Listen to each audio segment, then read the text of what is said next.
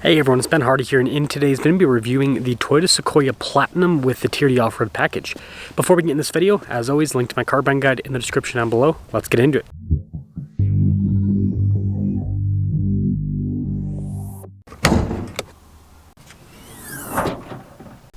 Under the hood, we have a twin-turbo 3.4-liter V6 that's paired to a hybrid system and a 10-speed.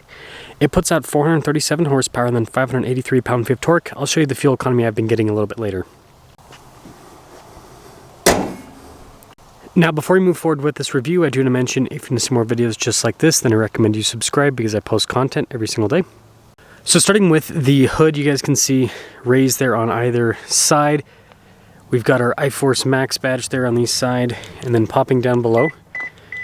Really cool with the sequential turn signal indicator, I think.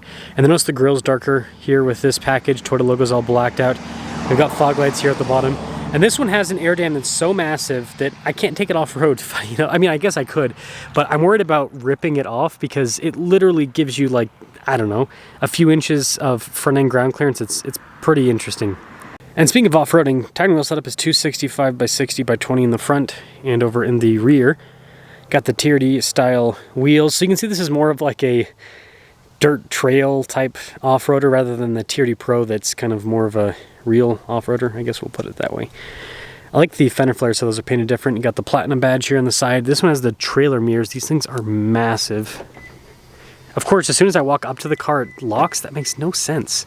Toyota, what are you thinking? Anyways, we got these side steps there as well, and there's a side profile. Now the key fob's pretty simple. It's got lock, unlock, Toyota logo, opening for the hatch. And popping into said hatch area, you guys can see this has the interesting setup where there's not a lot of storage behind the third row, and then you've got like the tiered sections where you can put the little shelf to make it so everything is level. And then you can see for the seats to fold those down as well. But yeah, other than that, you can just press this button and that will lower the hatch right back down. Pretty cool taillight design here on the back. You can see it says Tier D off-road there on the side. Badging's all blacked out, and you do have this, which is pretty cool, that pops the rear window, so you can access, which is nice. And it's the rest of the rear. Something I do want to quickly mention, my wife and I have a 200 series Land Cruiser, and I noticed a lot of people will compare the 200 series to the Sequoia. The Sequoia is, as you can see, a longer vehicle. The Land Cruiser is, I think, about 194 inches in length, whereas this is like 209 inches in length, so bigger vehicle, just for those of you that are wondering. Anywho, popping in, we've got sunshades here for the rear passengers, nice trim all over. I like the blue stitching, it's pretty cool. And that continues inside with the seats. And then popping in, got the grab handle. Legroom back here, it's pretty good, as you can see.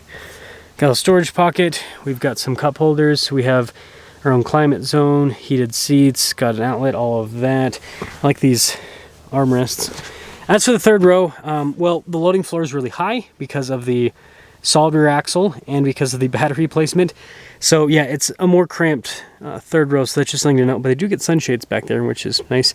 And then headroom, even in the second row, like this comes down pretty dang far. And popping up front, again, you've got that cool trim all over the door panel with the blue stitching. All of our window controls here. We've got our mirror adjustment. You can see that power folds, all of that. Memory seat function. Blind spot monitoring with those trailer mirrors. Payload capacity on this is pretty good, 1290. Then you can see here with the front seat, all of the adjustments there on the side. And this is cool with the soft touch here. And then down below you can see stuff for like the heated steering wheel, for example. And then again, more of that soft touch here in the dash.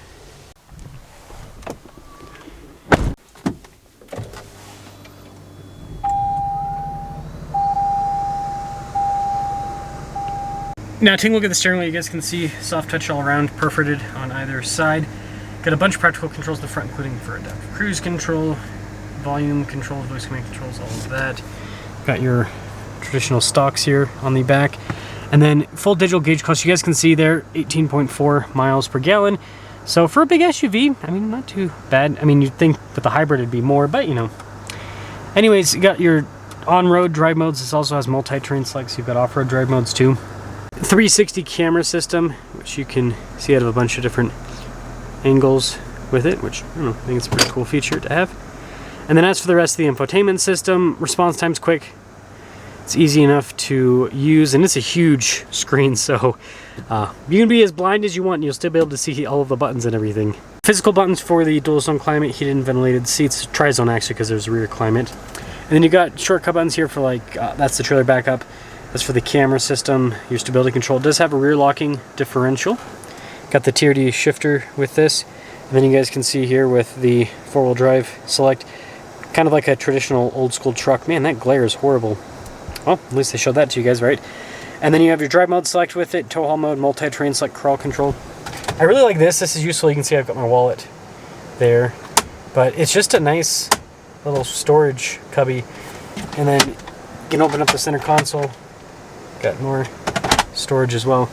And then nice trim there on the dash. Pretty normal glove box. We've got a camera rear view mirror and then a big panoramic sunroof. Now this leads us to the window sticker here. So normally the Platinum is less than a TRD Pro, but the TRD off-road package is another $2,300. So this is a total of $82,338. So this puts it at the same price point as a TRD Pro. So let's take it out.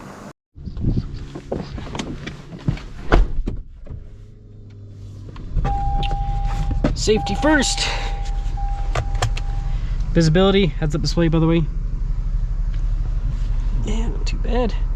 Pretty long, so good thing we got the camera rear view mirror. Let's set off. Oh, Toyota Sequoia. Turbo hybrid power. It's pretty darn good. Even though it sounds like audio is being piped in, well, piped in audio sounds decent. And yeah, the power's great.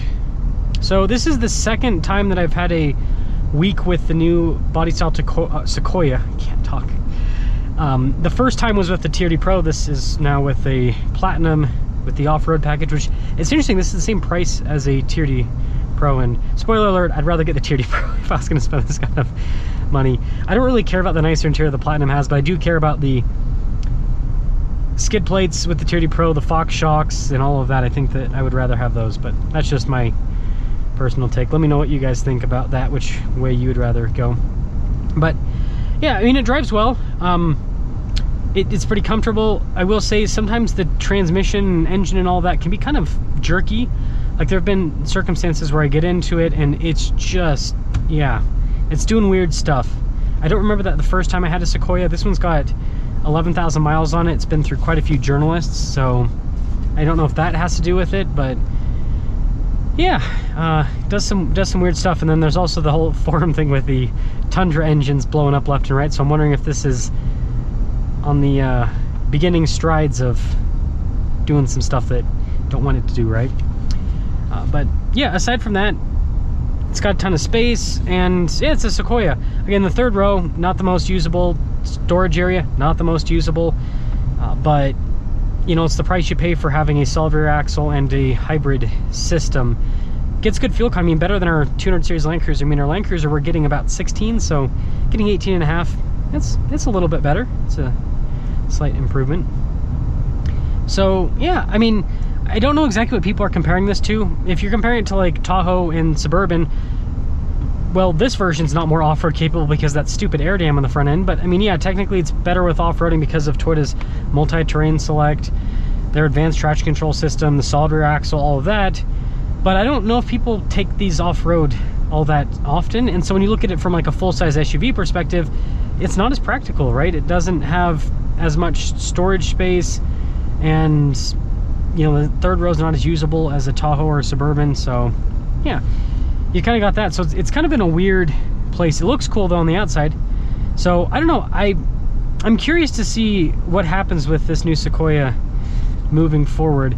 I do think that people that were 200 series Land Cruiser owners that wanted to upgrade to something new, like Doug DeMuro did that, maybe that's kind of where this sits. But I mean, me personally as a 200 series owner, I wouldn't buy one of these just because I love, even though it gets worse fuel economy, I love the 200 series engine. It's so much smoother than this powertrain. It's a night and day difference. And then I like the interior, and that feels more luxury. The drive is more luxury. It's just a nicer vehicle overall. And you know, we had that little issue with the 200 series, but we got that figured out. And yeah, I don't know, I don't mind how this drives, but you know, go from this to my 200 series, and I just enjoy the 200 series more. So overall, the Sequoia is a good full-size SUV. I feel like it has a little bit of an identity crisis, because it's kind of in this weird space where, I don't know, it's not quite an off-roader, right? Because it's a little bit too big for it can off-road, but it's too big. And then for a full-size SUV, the setup's awkward in the back, and so it kind of is a jack of all trade, master of none, which, you know, sometimes that can be good for some people. So let me know your thoughts on the new Sequoia, and let me know your thoughts on this Platinum TRD off-road package. It's interesting the price point this is at. Like I said, I would personally go for the TRD Pro, but yeah, that's a wrap.